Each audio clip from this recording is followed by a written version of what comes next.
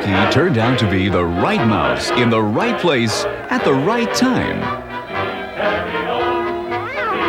From the feisty little guy in Steamboat Willie to the veteran character actor in Mickey's Christmas Carol, he's become more and more likable. Good morning, Mr. Scrooge.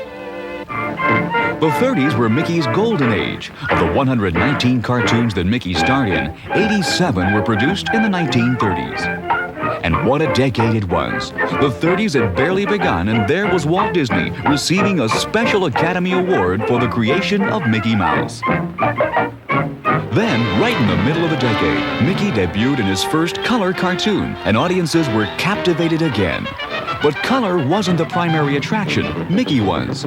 He played everything from gunslinger to taxi driver, from violin virtuoso to swashbuckler. Mickey moved from playing the lead to straight man in cartoons so rich his supporting characters were given their own shots at stardom. At your service, sir. You break 'em, we fix 'em.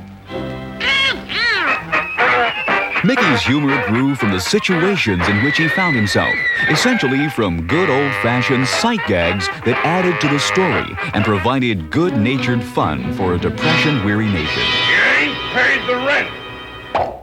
We'll get it. In 1935, a mere 7 years after his screen debut, the New York Times Magazine said, "Mickey is the best-known and most popular international figure of his day." No doubt about it, Mickey was a star. Popular Mickey merchandise of all kinds told kids what they should and shouldn't do, so Mickey himself had to serve as a good example. A difficult job for a mouse more used to good old-fashioned gags. Then Walt Disney's idea for animating The Sorcerer's Apprentice evolved into Fantasia, an animated feature based on classical music conducted by the renowned composer Leopold Stokowski. I was doing this Sorcerer's Apprentice with Mickey Mouse, and I happened to have dinner one night with Stokowski. Stokowski said, "Oh, I would love to conduct that for you," you know? Well, that led to not only doing this one little short subject, but it got us involved where I did all of Fantasia, and before I knew it, I ended up spending $400 and some odd thousand getting music with Stokowski.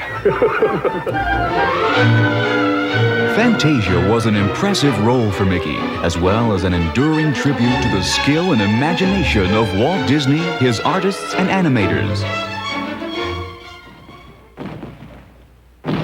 World War II. Disney's contributions included posters, insignia, and even an important secret code. The password of the Allied forces on D-Day, June 6, 1944, was, you guessed it, Mickey Mouse. Throughout the 40s and 50s, Mickey continued to be a goodwill ambassador, while Donald, Pluto, and Goofy took more and more of the pratfalls. And the curtain calls, too.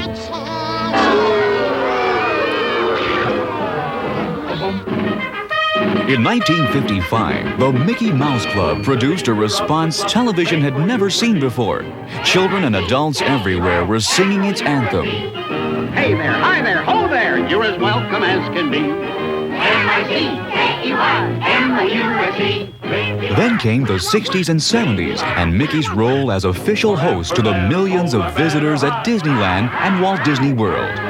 And in 1978, a ceremony that gave him his own star on Hollywood's celebrated Walk of Fame. Then in 1983, Mickey made his triumphant return to the screen in the Academy Award-nominated featurette Mickey's Christmas Carol. It was his first film role in 30 years and a bravura performance. Over 55 years in show business and still going strong. Yes, Mickey definitely was the right mouse in the right place at the right time.